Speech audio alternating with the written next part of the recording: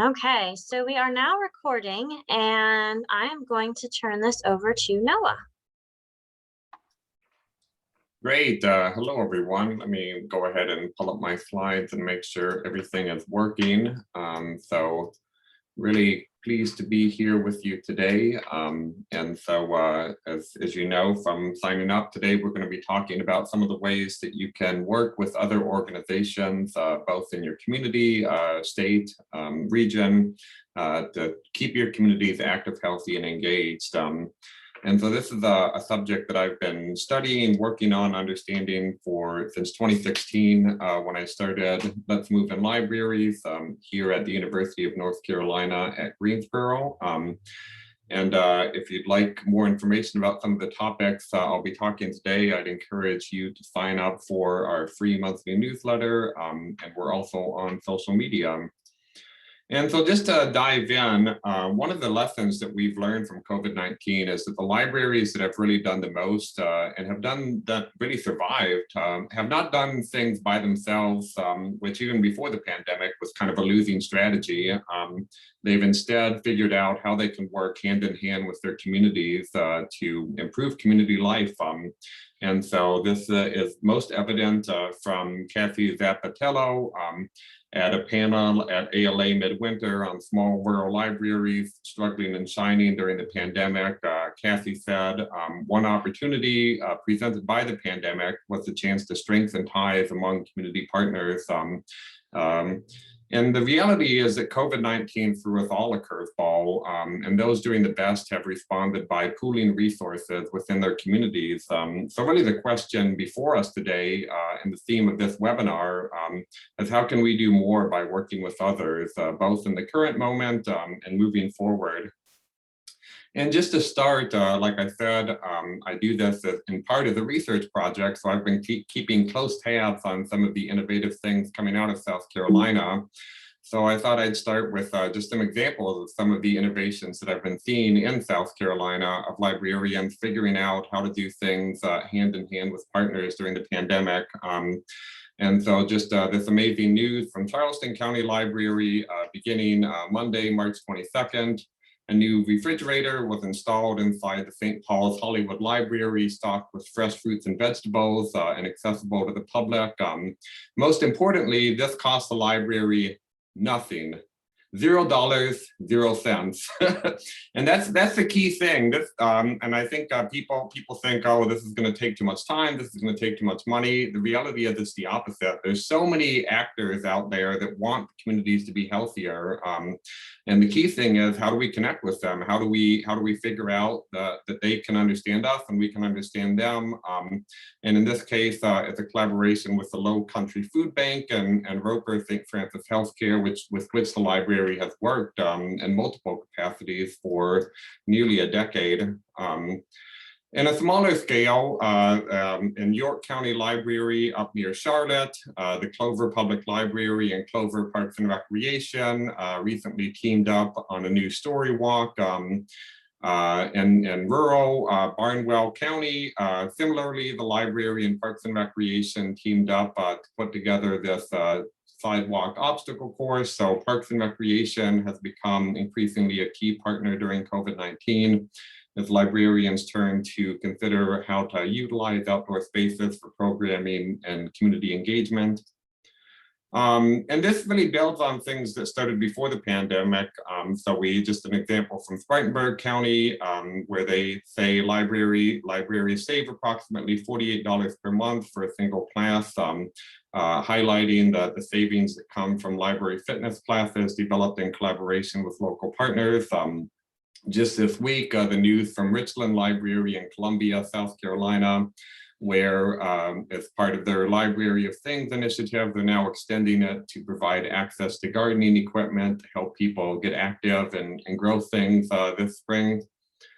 And again, so these are partnerships that have been deepened during the pandemic, but in most cases, they predate the pandemic. So Ridgeland Library has been obviously a key part of this. So they've done everything from dance classes to farmers markets to anything you can imagine with partners. In Horry County, they've done a lot of fitness classes for their older adult population. As you know, in coastal South Carolina, there's a growing population of older adults, frequently looking to libraries as safe, trusted places to engage in classes like yoga or a matter of balance focused on healthy aging.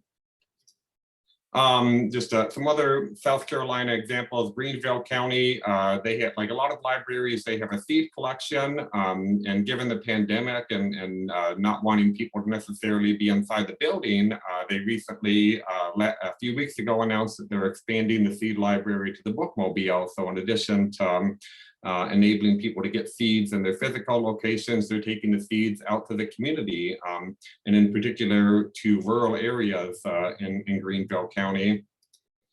And just we've seen a lot of this in other places. So Union County, last fall, they launched their new community garden. So again, a partnership with a lot of different groups, including the Union County Public Health Task Force, Whole Kids Foundation, South Carolina for Community Economic Development, South Carolina Office of Rural Health, and Lowe's. And similarly in Carver's Bay Branch Library, the librarian has gotten grants from the National Network of Libraries of Medicine to increase access to health literacy and health information. So there's a lot of amazing things already happening in South Carolina. And some of you may even represent these libraries.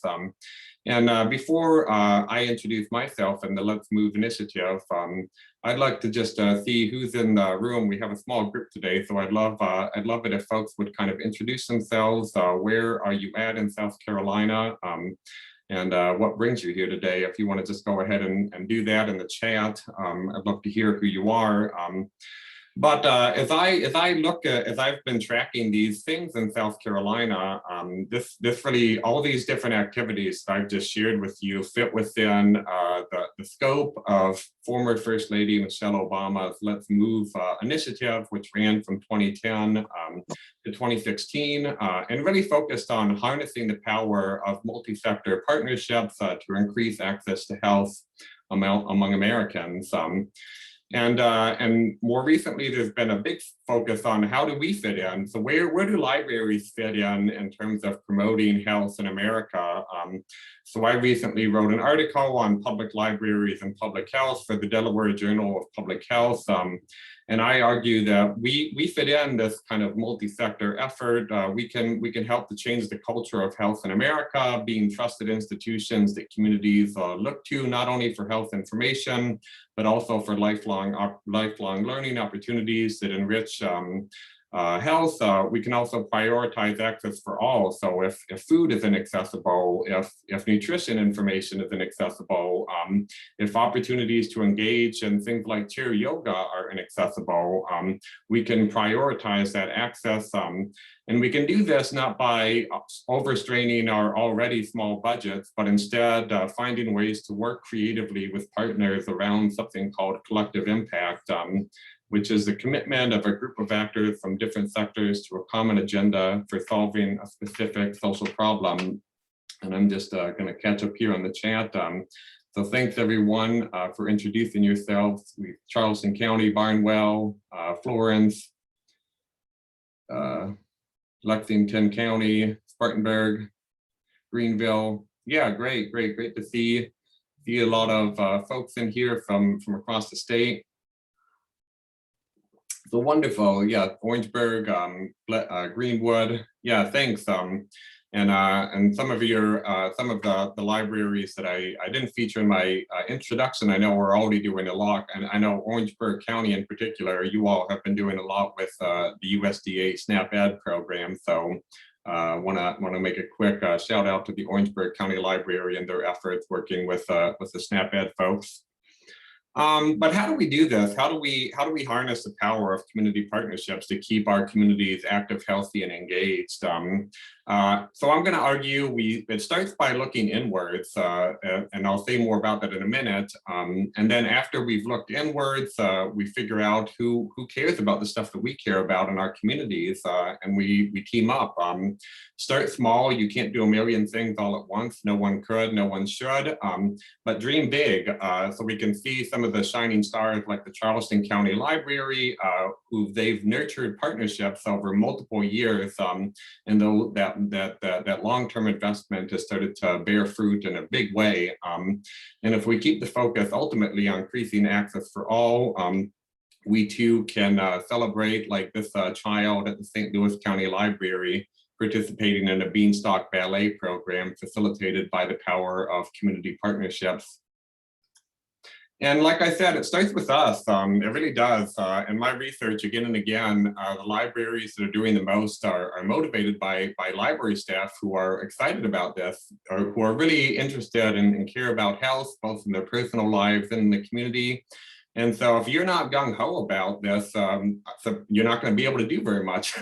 That's the reality. And so I just want to point to a few librarians that are kind of leading the way.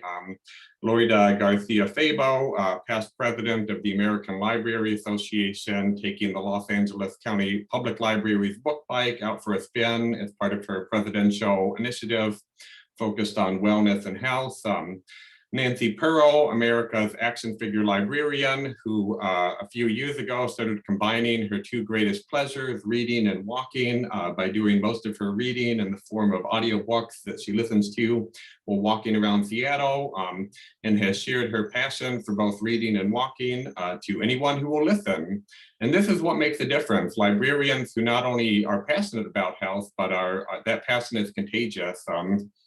And if you're interested in kind of nurturing some passions, one resource that I would really recommend is my friend JenCarson.com.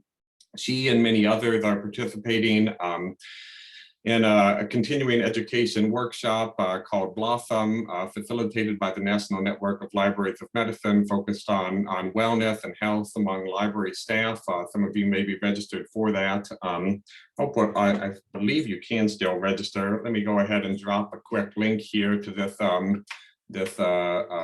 building lifelong opportunities for strength, self-care, outlook, morale, and mindfulness among library staff. But Jen is also a yoga instructor, and so she's really passionate about librarians, moving their bodies, being physically active, and a lot of that passion for physical activity and physical literacy translates into the types of programs and partnerships that she offers at her library. Just a few other librarians that I would hold up as kind of paragons of these kind of healthy living champions. These are my two friends and colleagues, Michelle Bennett Copeland of the Fayette County Library and Christy Dyson of the Fulton County Library in Georgia, who actually made a Let's Move in Libraries banner that they got the mayor of Atlanta, Kesha Lance Bottoms, to pose with at the Summer at the Library kickoff in May of 2019. And so they did this because they wanted to. They were passionate about it. They got connected with me looking for a hat or a hook to hang their hat. But ultimately, everything that they did in Georgia was driven by their own personal passion for health and wellness. And that's really where it starts with. So I'm going to turn things to you for a second. So just think about your library. What passions do staff or volunteers have as it relates to health? So I'm just going to stop talking for a second and looking forward to hearing what you all are gung-ho about.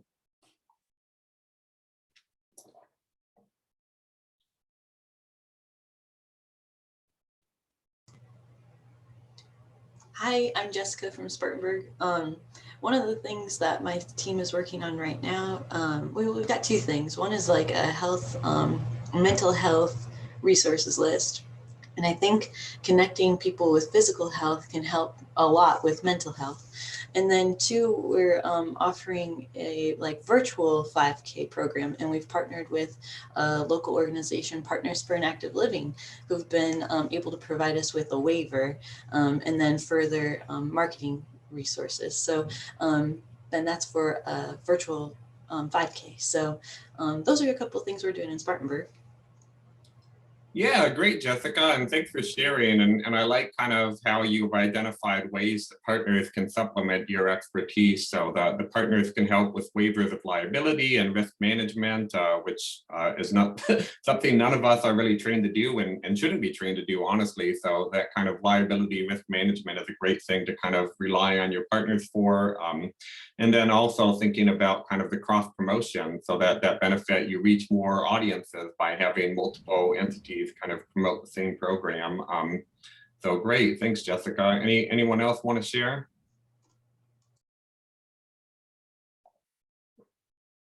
Feel free to use the chat as well.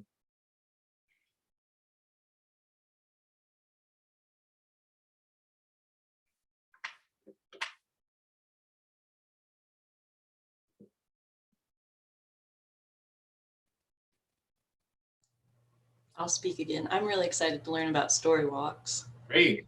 Well, that's I'm glad to hear that, Jessica, because I have a whole section on StoryWalks. So just for the sake of time, I'll just go ahead and keep things going to make sure I get to that.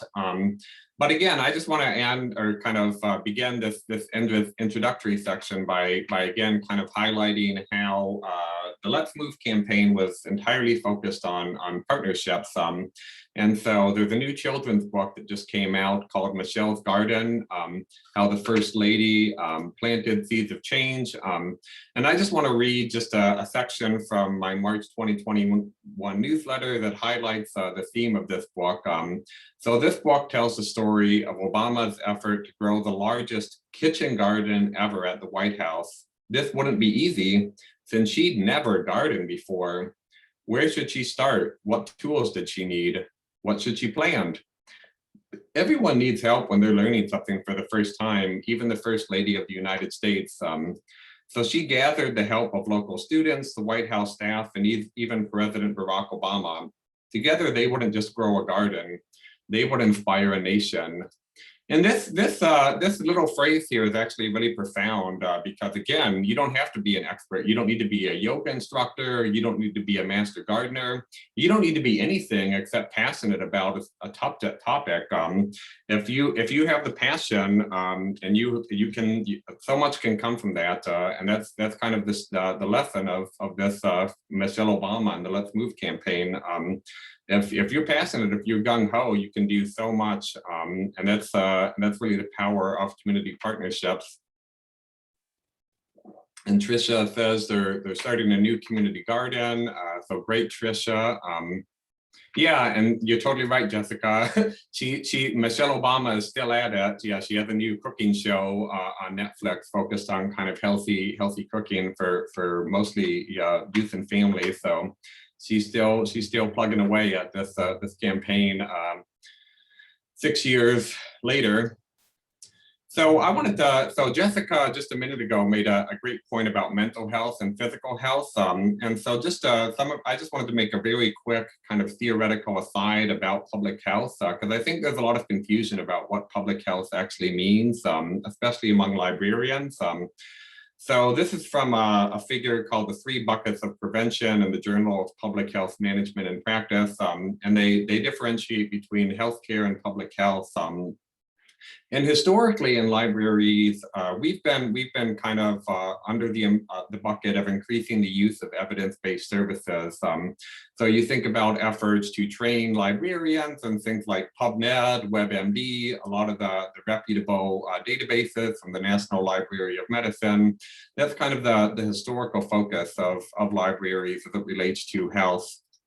But that's changing, and it's changing extremely fast. So we're seeing a lot more focus on providing services outside the clinical setting in libraries. So a great example is the now decade-old library nurse initiative at Pima County Library in Tucson, Arizona, where they have public health nurses visit branches on a regular basis to provide basic public health services in the library. And then we're also seeing a lot more efforts in libraries that focus on reaching whole populations, total population or community-wide prevention. And a great example of that is the very fast development of library gardens. And here's just a picture of a library that started a community garden in August of 2020 in Jacksonville, North Carolina, in the middle of the COVID-19 pandemic. Oh, and so this is the definition of health that I use, and this comes from the Robert Wood Johnson Foundation and a team of public health researchers and policymakers. And I'd encourage you to use this definition of health as well, because I think there's a lot of different definitions and there's a lot of lack of clarity about what it actually means to promote health. So according to this team of public health experts, health means physical and mental health status and well-being. And it's not the same as healthcare. Healthcare is important, but healthcare and health are two different concepts. And health equity means that everyone has a fair and just opportunity to be as healthy as possible. And this requires removing obstacles to health. And here again is where we in libraries can fit in. We can work collaboratively with partners to remove those obstacles to health so that everyone has access to the opportunities that they need to be as healthy as possible. And so just thinking about your community, I'd love to hear, just based on your knowledge, what obstacles to health exist in your communities. And I'll give folks a second to respond while I check in on the chat.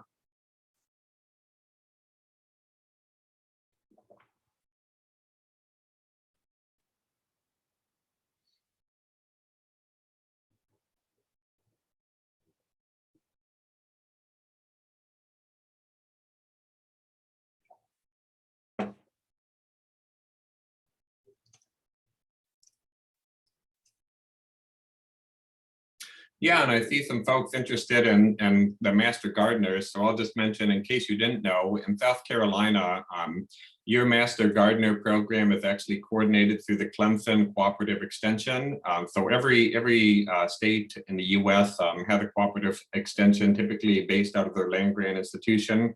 So for you all in South Carolina, your Master Gardeners are a program of the Clemson Cooperative Extension. So I'd encourage reaching out to your county offices, and I'll actually put a link in that because I think the cooperative extension is probably one of the most important partners.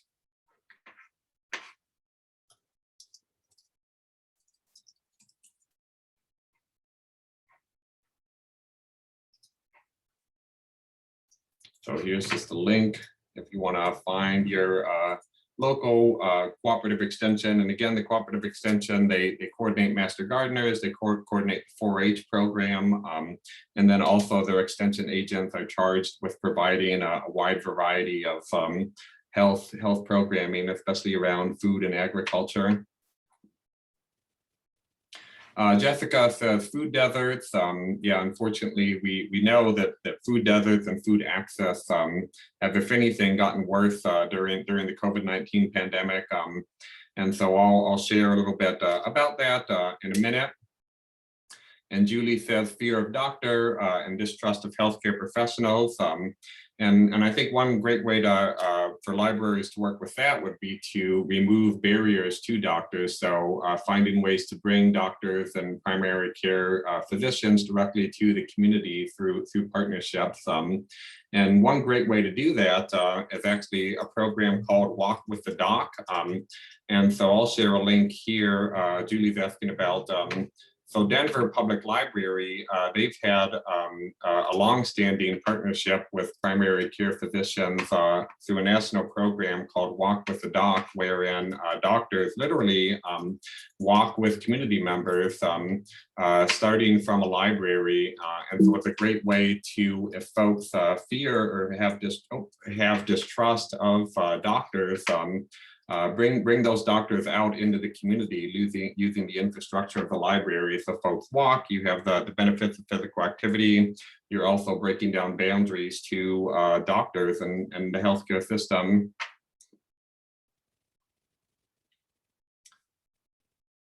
Yeah, and so lots of talking about the fact that it's cheaper, what are sometimes called food swamps. So Morgan is talking about the flip side of food deserts or food swamps, places where you're inundated with cheap garbage food, making healthy options the difficult option. So it's good to know these issues, and in a minute I'll hopefully provide you with some ideas of things that you could talk about with potential partners to work to address. I also want to make a quick plug. This resource just came out a few weeks ago, rurallibraries.org, and it's actually coordinated by the Southern Tier Library System in New York. But they have a lot of really great toolkits, and I want to highlight two. One is on youth empowerment, and another one is on nature. And the youth empowerment toolkit actually mostly focuses on access to things like bike repair and skateboard repair. In small and rural communities, there might not be a bike shop. And so the library worked with partners to set up a bike repair station outside of the library, as well as doing some basic kind of instruction on how to maintain your bicycles and skateboards and other things that they saw in the library. Kids were having a hard time maintaining. So a number of you mentioned food deserts, food swamps. So one of the great opportunities that we have is to work with partners on changing the culture around food systems. And so these are just three images of that. In California, they've had a decade-long initiative coordinated out of the California State Library with the California Library Association, something called Lunch at the Library, which is really focused on increasing public library participation in the USDA Summer Feeding Program, which provides free meals for youth under the age of 18 and under. And it's a great way to build partnerships. During COVID-19, a lot of libraries, including in Toronto Public Library, have teamed up with local food banks to provide emergency food relief. And we're even seeing libraries make this a permanent part of their environment. So I mentioned Charleston County Library is installing a community food fridge. This is becoming more common. Here's an example of what they're calling a farm to library initiative in upstate New York, where extra produce gleaned from local farms is deposited. And Jessica asks, is there any liability involved with the food refrigerators? I'm sure there is, Jessica. That sounds like a great question to take to your partners. And so I would say, whatever concerns, because we don't have to be experts on this. We don't. This is kind of the perfect thing. So if you have a question or concern, reach out to your local health department. Ask them about kind of your local ordinances regarding food and public space. And so, yeah, I'm sure there are issues that these libraries have had to work out. But again, I would encourage folks to not feel like you have to do it by yourself. Reach out, team up, and you too can do this in your community. We're also seeing a lot of libraries really focusing on changing the culture of outdoor space. I'm sure South Carolina, similar to North Carolina, is not the most walkable of communities. There's a lot of issues with sidewalk access and streets not really being accessible for pedestrians or bicyclists. And so libraries have worked to address this through, for instance, walk audit programs. Here's an example from St. Louis County Library, where they worked with the St. Louis County Older Residents Program to do a program focusing on assessing how walkable the neighborhood is. So this is a great program that combines citizen science. So you're involving the community and actually evaluating the walkability. So it's citizen science, it's a community conversation, and it's ultimately focused on transforming the built environment. So it's a win-win-win. And if you want to try doing this, I actually included a link to the walk audit toolkit that the association AARP has put out. So it's really a great program that really anyone could do with not a lot of preparation. We're also seeing libraries really go the extra mile in terms of transforming outdoor space. This is from Rochester, New York, here on the left, where like a lot of libraries, they've been installing StoryWalks.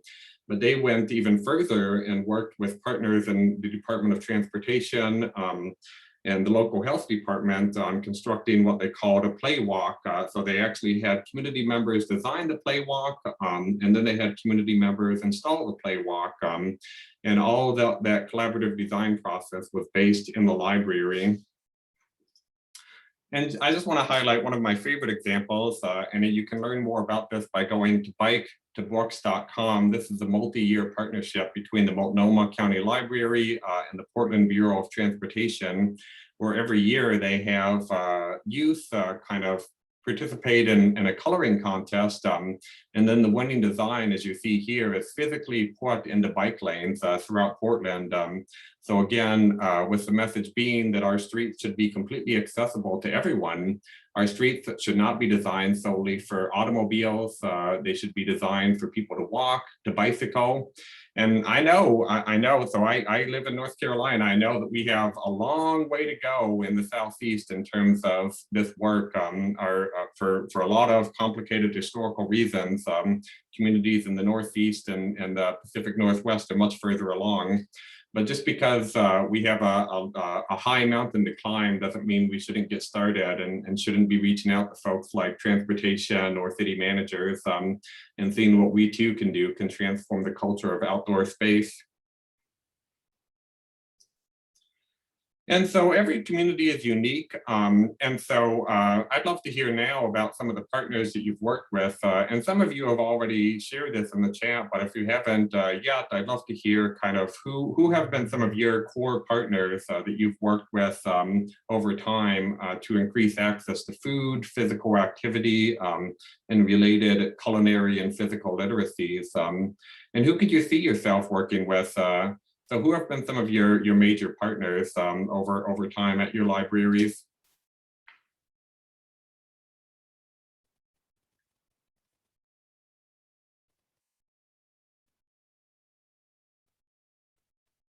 I'm just catching up here on the chat. Jessica says in Spartanburg, they're going to have a permanent outdoor walking track with 10 exercise stations. That's amazing. So Housing Authority, yeah. Housing Authority can be a big partner. Food share, yeah, so CSA or food share initiatives. Tricia talks about in Barnwell County, Parks and Recreation, Eat Smart, Move More, local municipalities. Food share, yeah, so I'm hearing some common themes. So in addition to kind of other sectors of local government, Parks and Recreation, Housing Authority, others are talking about local nonprofits, local coalitions, so things like Eat Smart, Move More, Barnwell County. And so Born Learning Trails is an initiative of the United Way, and that's another great one that I would recommend as well. I've seen more and more libraries team up with the United Way to bring Born Learning Trails to their communities. And so that would be another great opportunity to reach out to your local United Way. And maybe it's just as simple as saying, hey, we heard that there's this national initiative called Born Learning Trails out of United Way. You all want to work with us on bringing it to our community. And I hear that the state library is working to purchase several of the Born Learning Trail. So that's great, wonderful, glad to hear that. And I just want to share, so in my research, and one of the things that I love the most about the work that I get to do is that I get to talk with people like you, but I also get to talk with people in cooperative extension and public health departments and hospitals and parks and recreation. And one of the things that I've been really thinking about is how do we transform the conversation about libraries among partner institutions? And as I've talked with people in health departments and parks and recreation who've worked with their local libraries for multiple years, one of the things that I've seen is that over time, there's an evolution in thinking about libraries. One of the major reasons that partnerships are not as robust as they could be is that a lot of our potential partners don't really understand who we are or what we do. So often before a partnership is in place, they may, if they think about libraries at all, they only think about them as book repositories. And so when partners do a little bit of work with libraries, that thinking starts to change. They start seeing libraries as key anchor institutions. They're always there. People turn to them. They're stable. They're trusted. And so that's stage two. As they work together more, they increasingly see a library as a space to utilize. So they see the library as a space to distribute food, a space to offer programs, a space to host committee and coalition meetings. And finally, at the highest stage of development, they see librarians as partners. They see librarians as the people that they need to be reaching out to figure out what to do. And we're seeing this already in places like we're seeing this in Charleston County, South Carolina, for instance, where now the librarian is a true community partner. And I just want to put this out just to illustrate that we have a lot of work to do. If partners in our communities are not turning to us to figure out what they should be doing, we need to convince them that they should. And so I'm just laying out these stages to kind of illustrate one of the mountains that we have to climb. And so how do you do it? What's a great way to get started? How can you start to change the conversation about libraries and health in your community? One of the best ways is to get started with a story walk. And there's never been a better time to do it, especially since the nonprofit Curiosity City has worked with a couple of book publishers to make free printable story walks. So you can use any book that you own for a story walk, as long as you don't modify the pages. You're within your rights in terms of fair use of using that title. But oftentimes libraries like to have activity prompts or other kind of learning suggestions around the pages. And so this free story walk comes completely ready to go. It includes all the activity prompts that go along with the story. So you can go to the website, curiositydpw.com/storywalk, download the title with all the activity prompts, print it out, laminate it, and you are ready for your first story walk adventure. And so again, so if you're doing a story walk, this is what I encourage people to do is when you're doing story walk programming, to frame them not as a library program, but as a community program. This is a perfect opportunity to build collaborations. And here's two examples of libraries in New Jersey and New York that have teamed up with Girl Scouts to install story walks in parks. So there's so many partners that you could work with on story walks: Scouts, Boy Scouts, Girl Scouts, shop classes, hardware stores, parks and recreation, nature preserves, state parks, national parks. There's the list goes on and on. And I want to share just a great example of a library really doing a story walk as a community project. This is from Rutherford 10, North Carolina, where the library worked to put together this kind of brochure to encourage folks to donate, to enable the community to do a permanent story walk installation. So they raised about half of the money that they needed. And then they basically said, hey, community, if you want to see this in Rutherford 10, give us money and give us your time. Let's do this together. And so this is the perfect way to frame a story walk. So again, it shouldn't be a library program. None of the things that I'm talking about in this presentation should be framed as library programs. They're community programs, and that's a shift, and it's an important shift.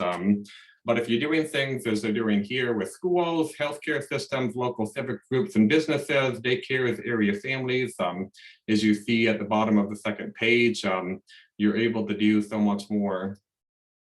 And you can do so many kind of creative, innovative things with story walk programming. It doesn't have to be just for kids. You don't have to only use storywalks. This library in Washington State has done an annual poetry walk program at a national park. So every year they post poems, and it's more focused on a more adult audience. They don't have adult themes, but the reading level is obviously higher than a typical children's storybook. And you can do it downtown in any season. So no matter the weather, and so oftentimes one of the things that I hear is that people are concerned about pages blowing away or pages getting damaged. And so if you're concerned about weather and maintenance, one of the easiest workarounds is to post the pages in local business corridors. So then you have the pages in shop windows, and bam, all your weather concerns are solved. So I've been seeing lots of more libraries work with downtown development associations, and especially now with COVID-19, with downtown business corridors really hurting, the time is really ripe to reach out and start those collaborations with your local businesses. They're really looking for things like this as they try to bounce back from COVID-19. You can also tie story walks into current events. So this is just an example from Charlottesville, Virginia, where in February of this year, to honor Dr. Martin Luther King Jr. Day and the National Day of Racial Healing, they invited the community to join the library for a story walk at the Gordon Avenue Library. So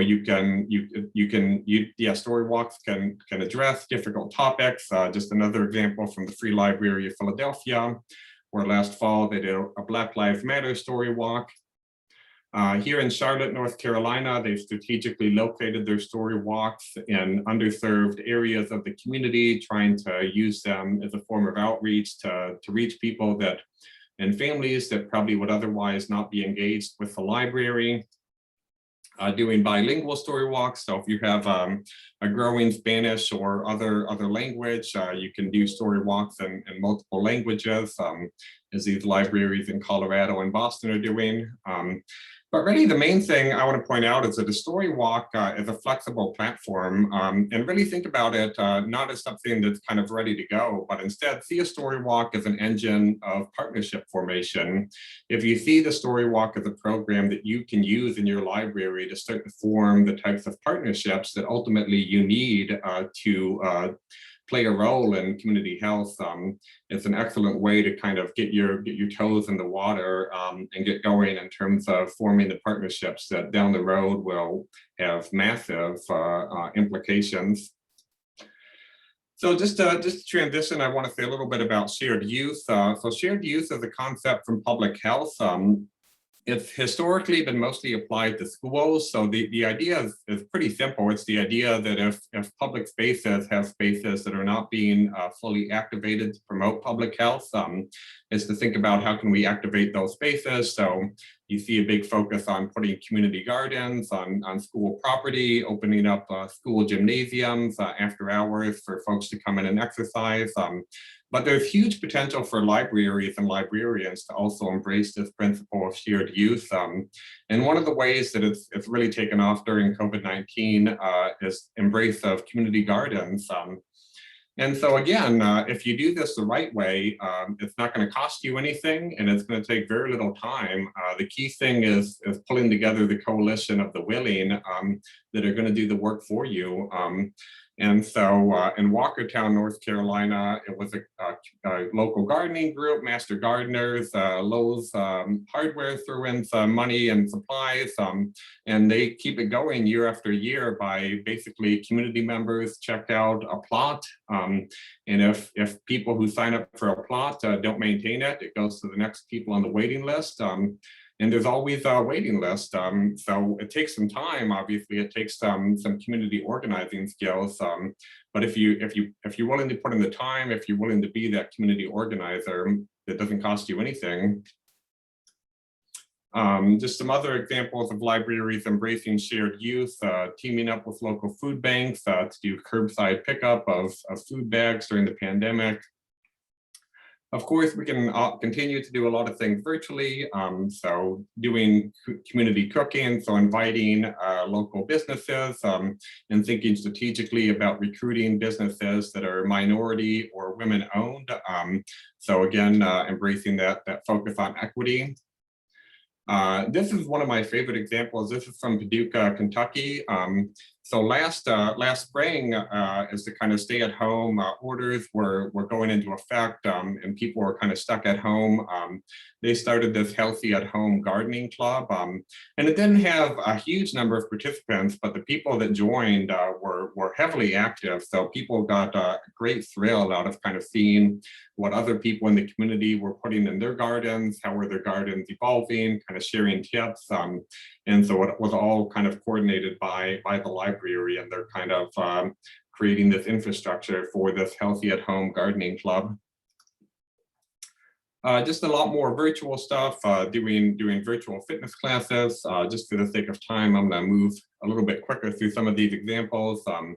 Demystifying kind of who should be allowed in public spaces. So doing things like inviting people who we may not expect, or for various racist histories of the past, we may not feel welcome in public spaces, and highlighting their experiences in things like national and state parks. The Black Outdoors is a key actor in this space. So I just wanted to take just a quick minute here as I get towards the end of my presentation on highlighting another concept, which is called placemaking. So I'm sure everyone here probably is familiar with makerspaces. I'm sure I don't need to tell you what makerspaces are or what making in libraries is all about. What you may not know and what may be new to you is the idea that we can also apply that makerspace ethos to outdoor space. And the way that we do that is through a concept called placemaking, which is a framework focused on inspiring people to collectively reimagine and reinvent public space. And here's just an image of how that looks at Madison Public Library in Wisconsin, where every summer for the last half decade, they've done this Angie Play program, where youth kind of take three-dimensional objects and make their own play spaces. I already mentioned this Play Walk initiative from Rochester, New York. So again, the library working with community partners to transform sidewalks. You can do this in smaller ways as well. So this is an example from the Haywood County Library in rural North Carolina, where last September, they put out a call to ask, help the friends of the library beautify the grounds. So sometimes it's as simple as saying like, hey, we have this outdoor space. Let's do something with it. Let's figure out what we can do with the outdoor spaces that we have. And really focusing on reimagining our libraries, both indoor and outside, as places made by and for our communities, is really what placemaking is all about. And so just a question I wanna leave you with as I kind of go through this placemaking section is to ask, what could you do to invite and encourage your community to transform public space in and around your library? And I'll just go through a few quick examples. We saw lots of libraries last spring kind of doing community bear hunts, so posting bears in the windows. And this library in Ohio went the extra mile and had printable coloring sheets that folks could share. A lot of libraries last year did a lot of chalk the walks or virtual chalk challenges to discourage folks gathering in place. So in Kansas, the Hayes Library said participants can create an uplifting image, snap a photo, post it, and nominate 2 friends. So just simple ways to encourage folks to get outside, be active, and transform the environment. We can also apply the same principle to food, so reimagining food systems, instead of having a traditional summer feeding program where kids would eat their meals within the library meeting room, working with partners to do grab and go food, as they did here in Iowa, working with the Dallas County Health Department to give away free watermelon at the farmers market. And one of the best kind of placemaking examples is from Woodstock, Illinois, where they worked with partners to install this public little food pantry, which they kept stocked through donations. And throughout the pandemic and continuing to today, they've had this public pantry right outside of the Woodstock Library. I already shared the Farm to Library initiative in New York, but again, you can do this in a much smaller scale. You don't need to invest a lot in infrastructure. So this library in Kansas last summer, they created the We Share program. And you can tell from this image, this was not a very technologically sophisticated initiative. It literally, they just put a table up in the foyer of the library and said, hey, if you have extra produce, drop off what you have. They got food from farmers. So it was just, a true kind of community, like drop off what you have and take what you need. Again, kind of doing a lot with partners. So Scouts are your friends, Boy Scouts, Girl Scouts, they can help a lot. This library worked with an Eagle Scout to set up a food pantry, a little food pantry in front of the library. And just to wrap up, before I kind of segue into Q&A, these are the steps that I would recommend for any library that's seeking to keep their communities active, healthy, and engaged during the COVID-19 pandemic and thereafter. Start by looking inwards. What are you passionate about? And if you don't have passion, you're probably not going to go very far, because there will be obstacles. There will be people who don't understand why libraries are doing this, who don't understand what libraries are. And the best way to overcome those obstacles is to kind of roll with the punches and remind yourself what you're doing and why you're doing it. So it really always starts with staff passion. So staff have to be fired up about this to go anywhere. Next, team up. So building on the passion that you have for making your community a healthy place, see who else shares that passion and see how you can work together. Start small, start with something simple like a story walk is a great way to kind of get the conversation going and get momentum and build up partnerships. But dream big.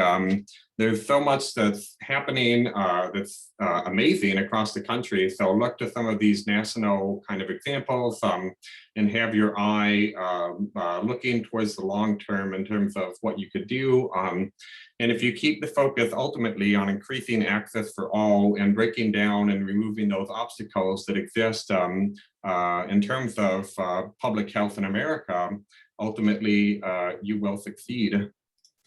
And just we have a few minutes for discussion. I just want to end by just a few discussion questions. What have you heard that is new to you in your community? What stands in the way of partnerships? Is there anything you'd like to experiment with? And what would you need to get that experiment going? So we have about 7 minutes left, so I'm looking forward to kind of hearing your thoughts on these questions. And feel free to use the chat, jump on the mic, whatever makes sense. Hi, I'm Julie from Sumter County Library, and I've had this this wanting to help with the food, like food service, handing out food or having the refrigerators. I think that's really cool. Or even like you said, just the minimalistic of having the table with some of the extra produce on it and stuff. But my concern, now I've only been here at our library for almost 2 years, June. We have a lot of homeless that are outside the building. And I know that we want to make sure that we divvy up evenly, where not all 500 apples are taken by one person and one. How does that work if you're in a situation like that and around a lot of people coming in and out that are that way? We don't have extra people to man the refrigerator or man the table. I just have those kind of questions. Yeah, no, I think that's a great question, and I don't know if I necessarily have all the answers to that, except that just the places that I've talked to who've kind of had an honor system. So I guess two things. The one place that I know the most about is Laurel, Delaware, where they basically took 2 grocery carts and set them up in front of the library during COVID-19, and they started to have food from local farms. And then after the growing season ended, they started to have donations from Walmart of just free food that as folks could take. And I think I mean, it worked surprisingly well. It wasn't kind of monopolized by a single group.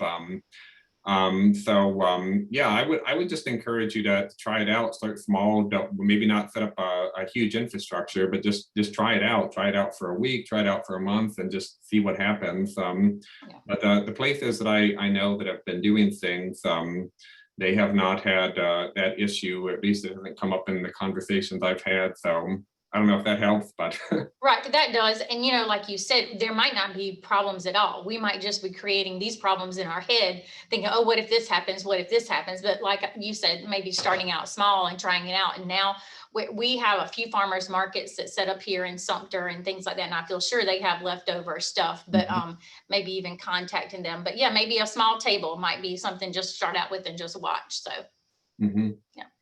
Yeah, and let me know how it goes too. So I'd love to hear, and so I'm hoping this is also the beginning of a conversation. So please reach out to me so I can, because I've been closely watching these things, and I'd love to hear how your experience goes. Yes. All right. Thank you. And Morgan says they bagged produce, so there was kind of a bag, so it's already take a bag, don't take. Yeah, so just that would be one way to. And if you're doing curbside, yeah, I would imagine typically with what we've seen during COVID-19 with that food to go is that people are just given a bag, so it's already pre-bagged.